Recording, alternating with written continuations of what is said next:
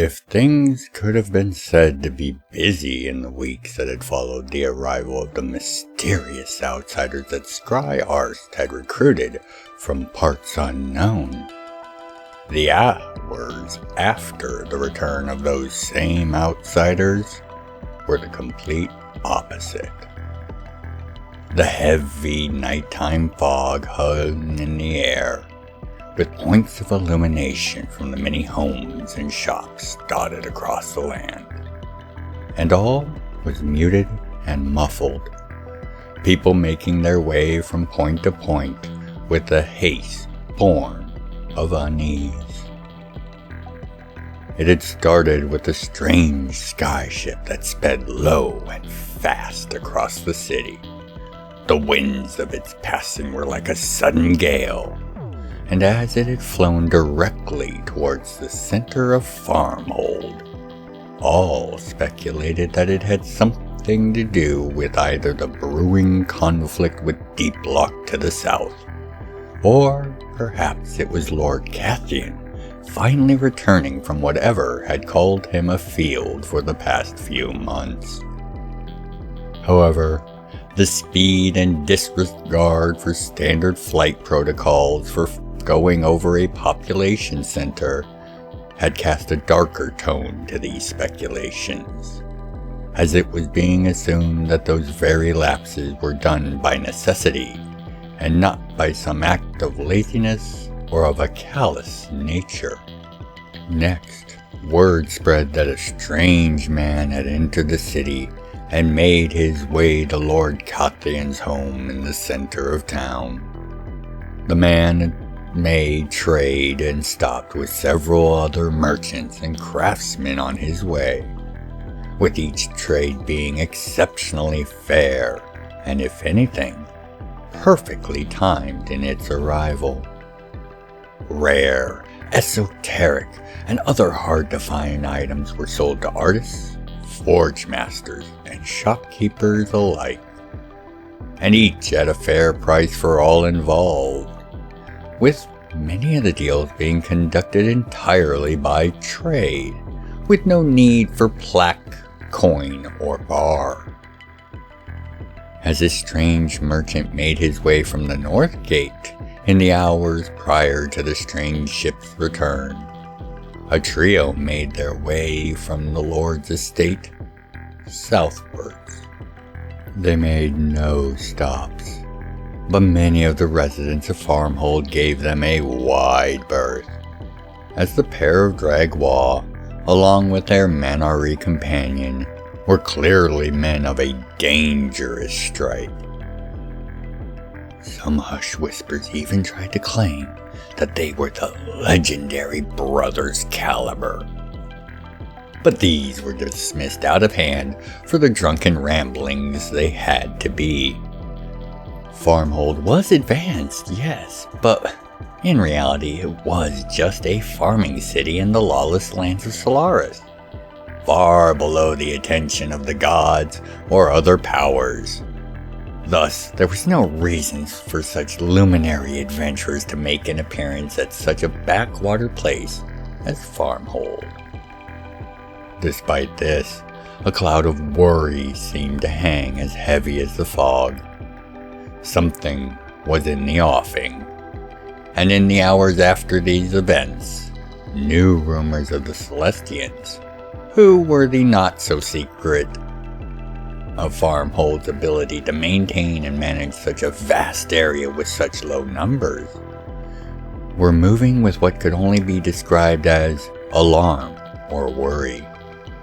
This was not only unusual, as the bulk of the Celestians were still just embers, and thus lacking a full emotional range. It was also worrying, as the nature of the scenarios that would explain this oddity were all less than pleasant. People made their way from place to place as quickly as they could, and reserved all conversation for interior spaces. The great silo towers that dotted the entire city, rising just above the tops of the magically cultured forest within the city's walls, all cut off their lights, plunging their upper thirds into a fog-swathed darkness. The street lamps and other civil amenities saw no change or effect, but for those looking from above the city or from afar, the entire city of Farmhold vanished into the fog as various magics and systems activated, leaving the city far harder to detect or discover. As the great gates of the city began to close, with the citizens of the city watching as it did, a soft pinging sound could be heard from every bar, tavern, and home. It was the intra-city messaging system, and beyond a few emergency tests and some tomfoolery by talented fiddlers, it had not seen much use. But seeing the crest of a sun and tools, the sigil of Lord Cathian himself being displayed, with a slowly counting down timer, encouraged nearly every set of eyes to find a place to watch the upcoming announcement. Perhaps some clarity to the chaos of the past few weeks would be offered. When the timer finally hit 0, and the image shifted from the sigil to that of a long table with both Lord Lassen and Lord Justique sitting near the far end, flanking a man that no one knew, but some had recognized as one of the mysterious guests that had arrived a few weeks ago.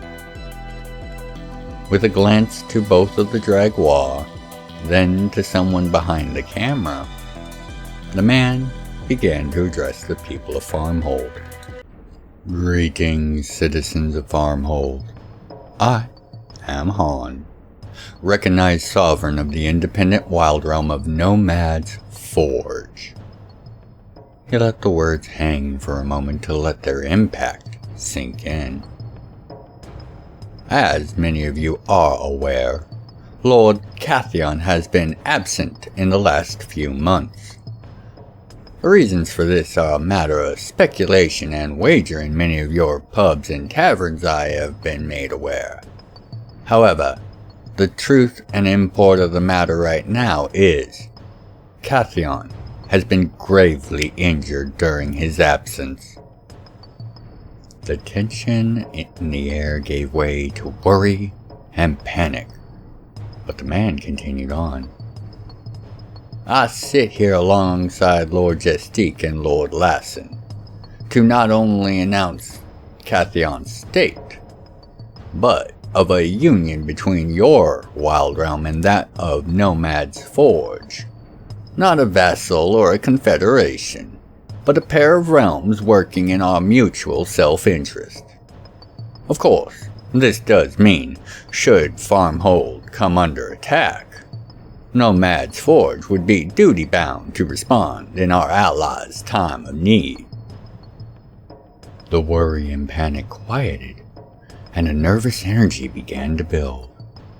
All knew that D-Block was fully intent on the capture or destruction of Farmhold, but few spoke of the oncoming conflict directly, perhaps hoping to hold off the inevitable, keeping it at bay by not giving it thought. "You have seen in the last few weeks the beginnings of our agreements with you, as supplies and materiel have been delivered and put to use. Some of you may have been even making purchases in use of these goods yourselves, and I assure you they will be of the highest quality, now and in the future." Across the city, craftsmen and other tradesmen began to confirm the claims of quality and value. The nervousness began to become eagerness and then excitement, with talks of new inventions or uses for these materials beginning to buzz among the people. Returning to your Lord Cathian, whom I have had the honor of meeting more than once over the years. His wounds are not fatal, but they are grievous. The finest healing experts within my ability to summon are attending to him now as we speak, The outlook is bright, but only if Lord Cathion can endure the treatment that is required for his condition. Eagerness and excitement fell to fear once more.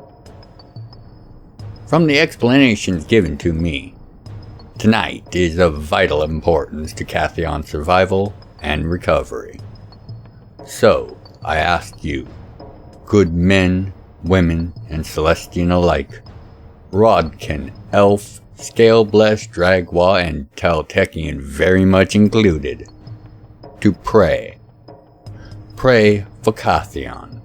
Pray for the gods to bring his healer the wisdom and skill necessary for Cathion's recovery.